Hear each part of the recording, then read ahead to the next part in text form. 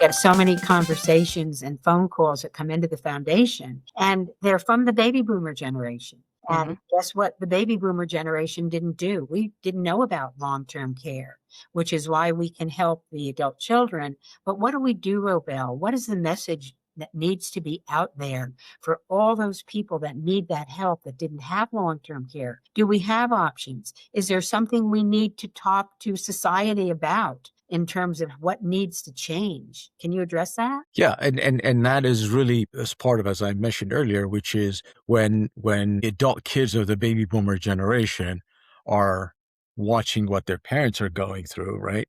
The first thing through their mind should be, how do I prevent something like this from happening to me, right? And as part of that discussion would be, the first thing, in my opinion, would be to pick up a phone call and talk to your financial planner and say, how do we mitigate this type of, it's really about risk mitigation, right?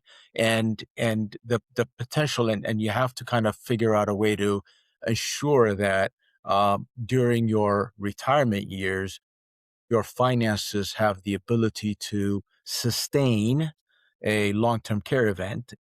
No one knows what that looks like. It may be a 1 year event, it may be a 10 year event, but somehow through your financial plans, figure out, how do I mitigate that, and model it out with different variation of that. And I mean that there's plenty of statistics out there that show you, on average, um, you know, 52% of anyone who's over age 65 will face a long-term care event that lasts about 1 year, right?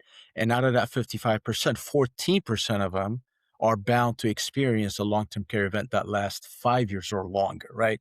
So based on those statistics, you can kind of model out, what does it look like, and figure out a long-term care insurance plan or some other plan to help mitigate and sustain your ability to match it with your longevity, right? It's so interesting. I'm promoting Rebel's focus and he's promoting my focus. It's really cute. When you stay in your home, you live longer. It's simple. When you get care in your home, you are familiar, you're more at peace, it's your surrounding, and you live longer.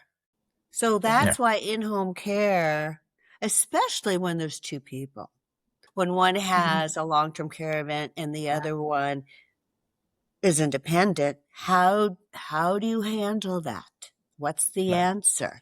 And that's where in-home care is so important. If you're one person in home care, try it, see if it works. The if I could add to that, what I have seen is as much as we say in-home care is important, and it gives you uh, uh, the level of quality of life that you probably are not gonna uh, have if you were in a facility. But what I see a lot often is people who, the gap between what they truly need from a care perspective and what they can afford is massive, right? And so how do you, it doesn't matter how much home care you need, if you can't afford it, then you just lost the whole idea of what Ilana was saying, right?